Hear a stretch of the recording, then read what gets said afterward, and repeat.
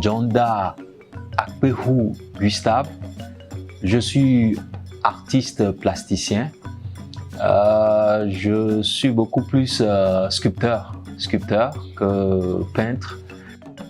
Dès le début de moi, j'étais fasciné, passionné par les choses de la création un peu artistique et culturelle, que ça soit au niveau du théâtre, des arts scéniques, au niveau de la danse, la chorégraphie, au niveau de l'écriture un peu. Je m'intéressais à pas mal de choses autour de ça, la poésie, tout. Et je me donnais à corps et à âme aux expositions à l'époque quand j'étais au cours primaire et au collège aussi.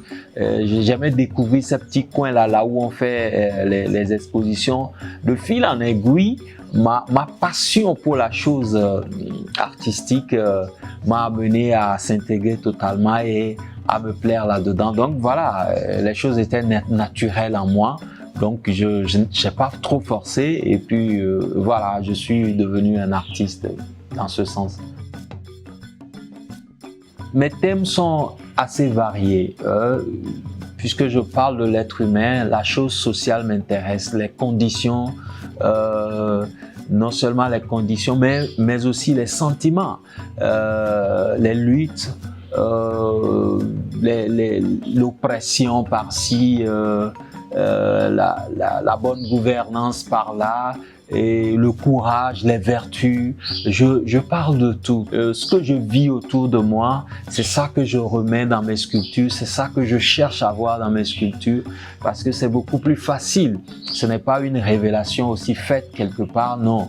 C'est facile pour moi de pouvoir m'exprimer ainsi pour que l'autre qui est en face de moi puisse me comprendre.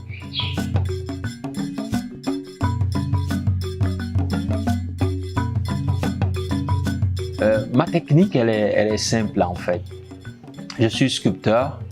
Il faut dire que dans la sculpture, c'est la recherche de la forme dans l'espace un peu qui me titille. Mais aussi la recherche du matériel qui puisse accompagner cette forme-là. Donc, du bois simple nu, ciré, teinté. Je suis passé aux sculptures en bois perlé, d'abord totalement avec des cordes, enroulées avec des cordes ou habillées avec des cordes, et puis des sculptures où le bois est totalement habillé de perles. Voilà. Et puis après, j'ai encore grandi d'une autre étape. J'ai introduit maintenant dans mes formes de sculpture, la sculpture avec de la rouille.